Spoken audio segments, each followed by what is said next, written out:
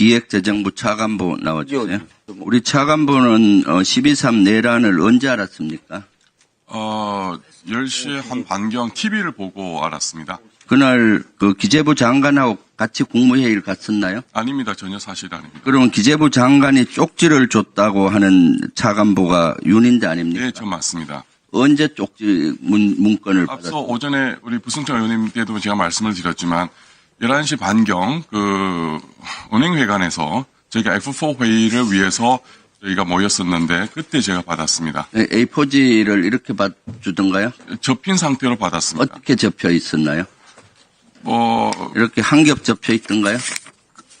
조금 더 접혀 있었던 걸로 기억을 하고요. 그럼 그래가지고 제가 주머니에 넣었기 때문에 한 번 더 접혀 있던 걸로 제가 기억을. 이렇게 네모로 접혀 있었어요. 거기까지는 제가 정확하지 않은데 받고 제가 주머니에 넣을 수 있을 정도였습니다. 어느 주머니였어요? 오른쪽 주머니에 넣었습니다. 오른쪽 주머니요? 네.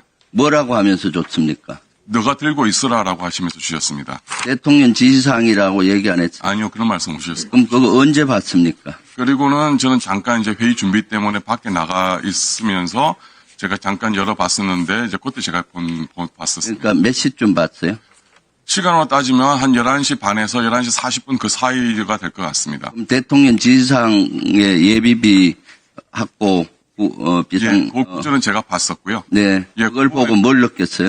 그래서 이 부분에 대해서는 죄송한 말씀이지만 제 담당이 아니기 때문에 나중에 다시 한번 여쭤봐야 되겠다 이 생각 정도를 제가 하고 있었습니다. 그럼 누구 담당이에요? 그 예비비는 저희가 예산실 소관이기 때문에요. 차관보면 다 간장하는 거 아닌가요? 아닙니다. 저는 국내경제정책 담당이고요. 그래서 F4 회의에 참가했습니까? 예, 그 회의는 제 담당이기 때문에 제가 참석을 했습니다. F4 회의에서 뭘 논의했습니까? 그때는 환율이 급등을 하고 이제 그 시장 안정이 중요한 상황이었기 때문에 환율 안정을 위한 시장 메시지, 시장 안정의 메시지, 그거를 빨리 내보내는 게 가장 중요한 회의 목적이었습니다. 그리고 또 그게 답니다. 그게 다예요? 예. 최상목 부총리는 자기가 사임설 내겠다 얘기하고 뭐 그런 얘기를 했던데 그런 예, 얘기 맞습니다. 그 11시 40분에 저희가 회의를 시작했는데요. 제가 만나 뵌 거는 11시 반경이었고. 그 회의의 실무자는 차관보죠? 예, 제가 그러면 대통령 지시사항 예비비 확보에 대해서 안건에 당연히 올렸어야 될 것 같은데. 그건 전혀 관계가 없습니다. F4 회의하고 예비비하고 네. 전혀 관계가 없는 거고요. 네.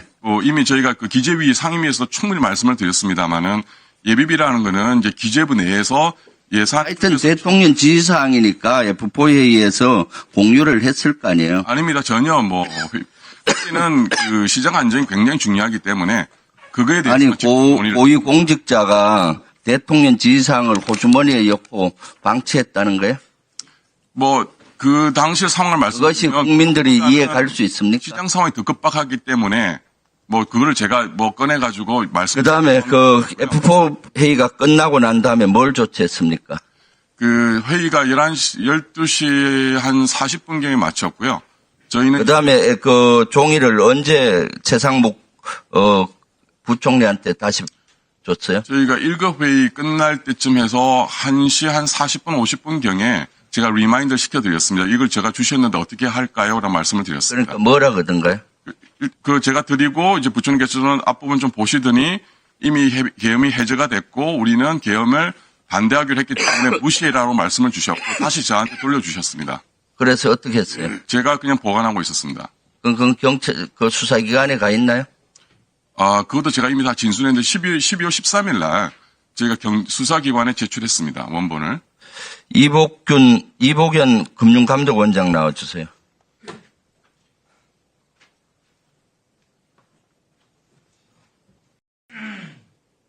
예, 금감독원장입니다. 12월 3일 날, 12월 3일 날 본인이 휴가를 냈었나요? 오후에? 휴가는 아니고 오후에 조금 일찍 조퇴를 했었습니다. 왜 그랬죠? 개인적인 사정인데 어쨌든 처가 좀 아파서 일찍 조퇴를 했었습니다. 그래서 본인은 비상계엄 언제 알았어요? 10시 반에서 11시 사이쯤 되는 것 같아요. F4 회의는 누구로부터 연락받았어요? 실무자한테 연락을 받았습니다. 그래서 비상계엄이 터졌다고 했을 때 뭐라고 생각이 들었어요? 약간 좀 비현실적이고 그런 약간 좀 저도 실감이 안 났습니다. 이것이 너무 잘못됐다라고 생각이 됐죠. 당시에는 아예 그 상황 자체를 인식하는데 좀 시간이 걸렸던 아니, 거예요. 그러니까 이 평온한 날에 비상계엄을 하니까 너무 황당한 거죠. 저도 이제 비상계엄이 매우 잘못됐고 적절치 않다고 생각했는데 그 당시에는 그 순간에는 그런 그 다음 F4 회의에서 최상무기가 사임 의사를 밝혔다는데 맞아요? 어쨌든 제 기억으로는 그 회의에 모이기 직전에 아마 대통령실에 들렸던 상황을 조금 설명을 주시면서 되게 이렇게 뭔가 이렇게 좀 자괴감 이런 말씀을 좀 주셨고 이제 이럴 바에는 부총리직을 하기가 어렵지 않나 이런 말씀을 주셔서 저희도 사실 당시 상황이 외환시장도 열려 있고 여러 가지 이제 그 역외 시장 상황이 있어갖고 저희가 그럴 때가 아니고 일단은 좀 시장 상황을 정리한 다음에 본인 거치에 대해서 생각하셨는 거 아니냐 이런 식으로 좀 대화가 있었습니다. 그럼 금융감독원장은 거치를 고민 안 했나요? 이것은 너무나 중대한 내란이고 위헌적인데 최상목 권한대행이 그렇게 얘기했을 때 나도 그만둬야 되는 거 아닌가? 그게 정상적일 텐데. 총리께서 그만두시면 저도 같이 그만두는 게 맞다고 그렇게 말씀을 드렸는데 어쨌든 당시 상황은 한 총재도 좀 말리시고 뭐 그런 상황이었습니다. 그러면 부총리 그만두면은 금감원장도 그만두겠다라고 생각했단 말이죠. 그런 얘기를 제가 했던 것 같습니다. 했었어요? 예. 그럼 이것은 윤석열의 비상계엄은 그 중대한 위헌적이고 너무나 경제적인 관점에서도 국민적인 관점에서도 잘못됐다라고 생각을 하신 거네요. 그 당시에 법률적 판단을 하기에는 되게 아니 그러니까 직감으로 국민들은 다 잘못됐다고 느껴요. 고위공직자 정도 되면 더 느끼는 거지. 이게 경제 상황, 그러니까 단기 시장 상황 등 외환 상황이 너무 됐어요. 어려웠습니다. 예. 김병환 금융위원장 나오세요. F4 회의 언제 연락받았습니까? 10시. 이때 지금 시간이 별로 없으니까 F4 회의에서 금융위원장이 얘기한 내용은 뭡니까? 시장 안정 조치 메시지 발표된 내용이었습니다. 그리고 추가로 말씀드리면 다음날 이제 주식시장 개장 여부에 대해서 좀 논의가 있었습니다. 예. 하나만 더 질문할게요.